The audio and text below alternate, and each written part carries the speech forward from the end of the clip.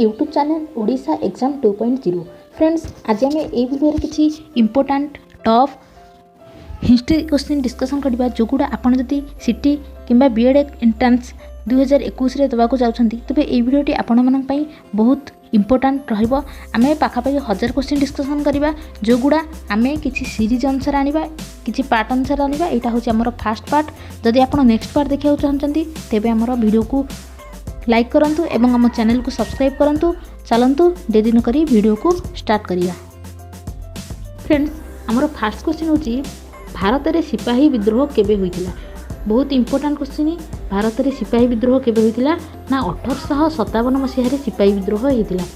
Friends बहुत important question. Just minute function करने okay. Friends 1857 मसीह आमर सिपाही विद्रोह होइतिला। नेक्स्ट क्वेश्चन ब्रिटिश शासन काल रे किए भारत रे इंग्रेज भाषा और शिक्षार प्रसार करथिले। बहुत इंपोर्टेंट क्वेश्चन यहाँ। लॉर्ड विलियम बेंटिंग जे भारत रे आमर इंग्रेज भाषार प्रचलन करथिले एवं इंग्रेज शिक्षार मध्य से प्रचलन करथिले। अब नेक्स्ट क्वेश्चन गौरवमय विप्लव केबे और केउंठी हेतिला।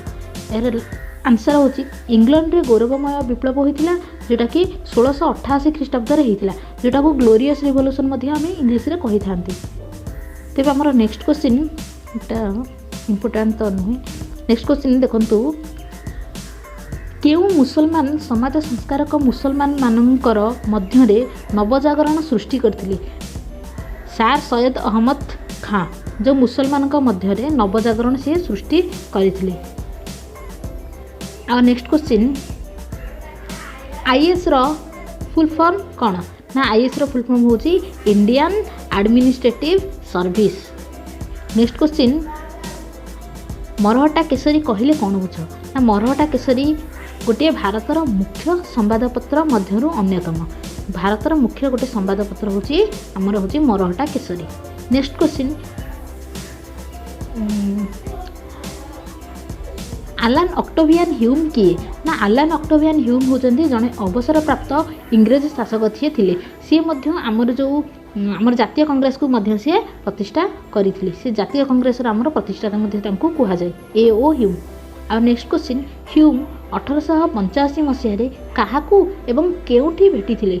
ह्यूम 1885 मसीह रे बडलाट डफरिन को सिमला ठारे भेटिथिले कारण आमर जो जातीय कांग्रेस रो प्रतिष्ठा पई से तांको भेटिथिले।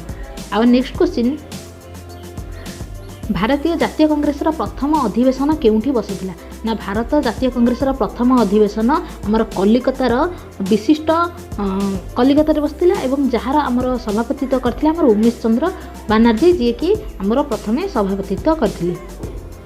नेक्स्ट क्वेश्चन गोपालकृष्ण गोखेलकर सह जातीय कांग्रेस किभली संपर्क थिला ना गोपालकृष्ण गोखेल जातीय कांग्रेस जने सक्रिय नरमपंथी सदस्य थिले। गोपालकृष्ण गोखेल जन होची नरमपंथी थिले एवं चरमपंथी हमर जो लाल बाल पाल से माने होची चरमपंथी थिले। आ नेक्स्ट क्वेश्चन वंदे मातरम कविता किए लिखिथिले ना वंदे मातरम कविता होची बंकिम चंद्र चटर्जी लिखिथिले। नेक्स्ट क्वेश्चन जातीय कांग्रेस द्वितीय अधिवेशन जातीय कांग्रेस द्वितीय अधिवेशन रे केते जन सभ्य जोग देथिले। यार राइट आंसर होची 436 जन सभ्य जोग देथिले ना जातीय कांग्रेस जो द्वितीय अधिवेशन हमर बसला सेते 436 जन सभ्य जोग देथिले। लॉर्ड नाथानियल कर्जन केबे भारत रे बडलाट होई आसीथिले ना लॉर्ड नाथानियल कर्जन हमर जो 1899 मसीह रे हमर भारत रो बडलाट होई आसीथिले एवं सी मध्ये हमर जो बंग विभाजन मध्ये सी करिथिले 1905 मसीह रे।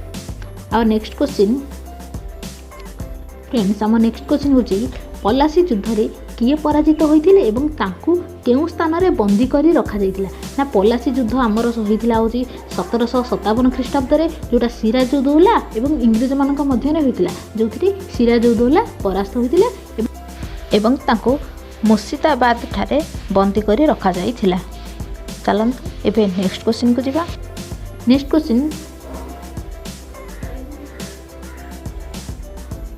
नेक्स्ट क्वेश्चन आमर टीपू सुल्तान केउ युद्ध रे निहत होइथिले तांको परे मैसूर राज्यर परिणति कौन होइथिला ना टीपू सुल्तान ଆମର ମହୀଶୂର ଯୁଦ୍ଧ ଯେଉଁଟା ଚତୁର୍ଥ ମହୀଶୂର ଯୁଦ୍ଧ ଥିଲା 1799 ନିହତ ହୋଇଥିଲେ ଯାହା ଏବଂ ତାଙ୍କୁ ଟିପୁ ସୁଲତାନଙ୍କୁ ମଧ୍ୟ ମହୀଶୂରର ବାଘ ମଧ୍ୟ କୁହାଯାଇଥାଏ। ବହୁତ ଇମ୍ପୋର୍ଟାଣ୍ଟ କ୍ୱେଶ୍ଚିନ୍। ଆଶା କରୁଛି ଆପଣମାନଙ୍କ ଭିଡ଼ିଓଟି ପସନ୍ଦ ହେଇଥିବ। ଏହାର ନେକ୍ସଟ ପାର୍ଟ ପାଇଁ ଆପଣ ଆମ ଚ୍ୟାନେଲକୁ ସବସ୍କ୍ରାଇବ୍ କରନ୍ତୁ। Thank you.